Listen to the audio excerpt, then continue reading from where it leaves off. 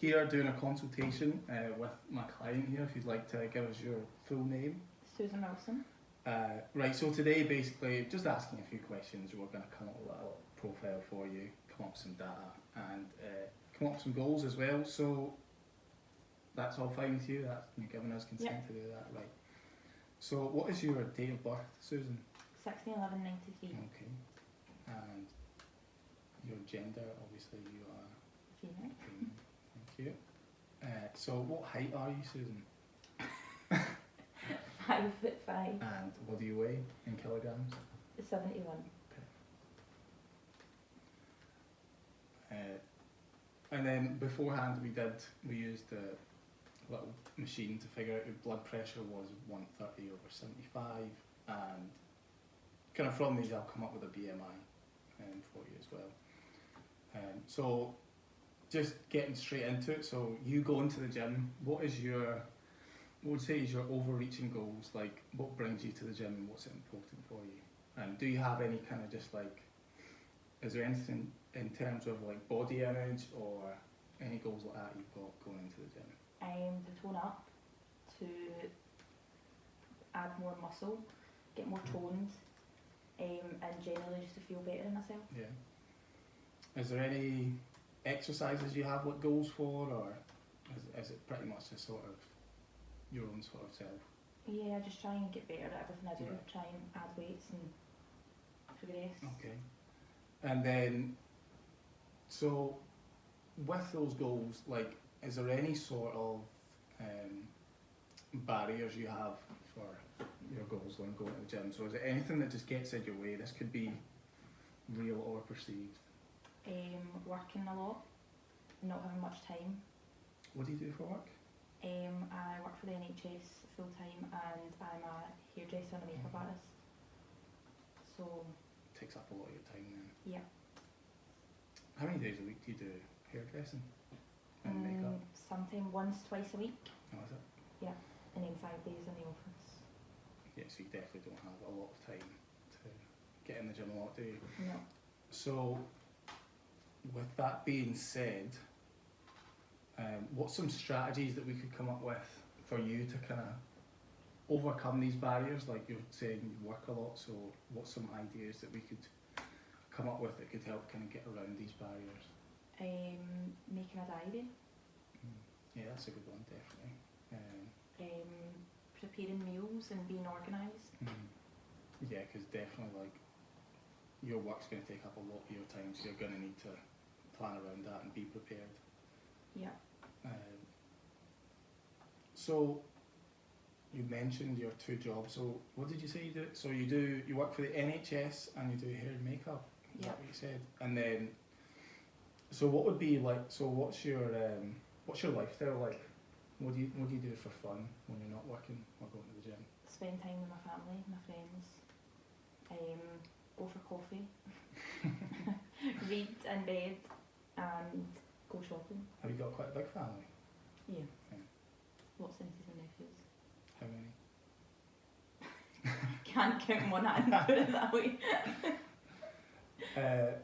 And so with you going to the gym, do you have any like exercise preferences? Do you prefer like upper body, lower body, machines? What's your go-to when you go into the gym?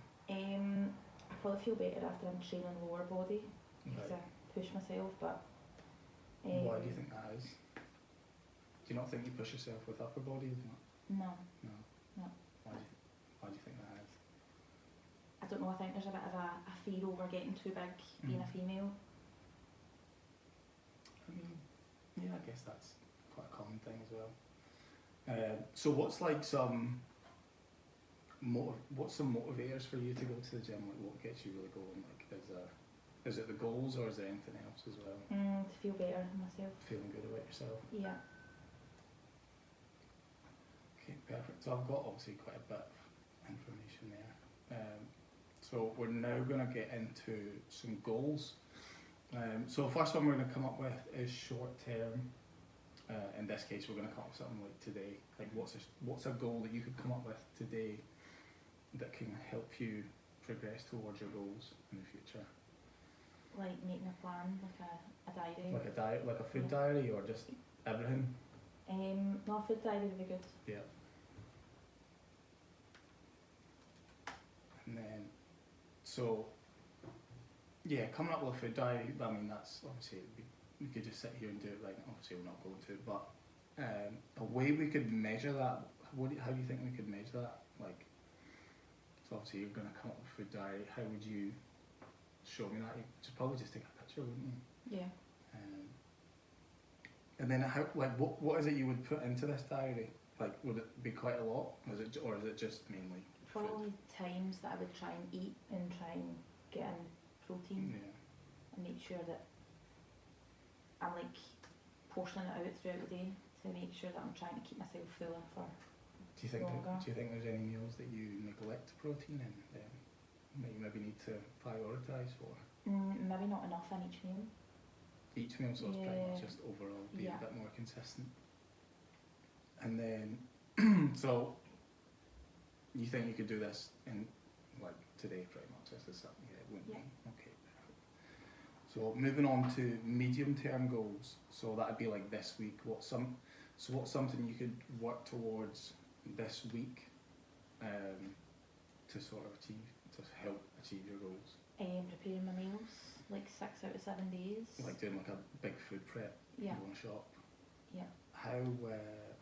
So you would obviously need quite a bit of food for that. So how would you go about this? Would you just do like a big shop at Asda and then Yeah, cook it all probably. in one night? And then the fresh vegetables, get them like daily. Yeah.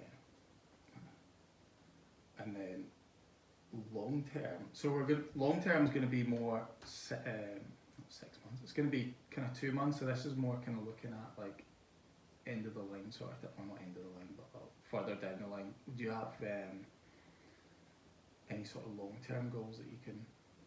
Yeah, I'd probably like to lose about 6 to 10 kilograms. Right, so let's go with 6 kilograms in body weight.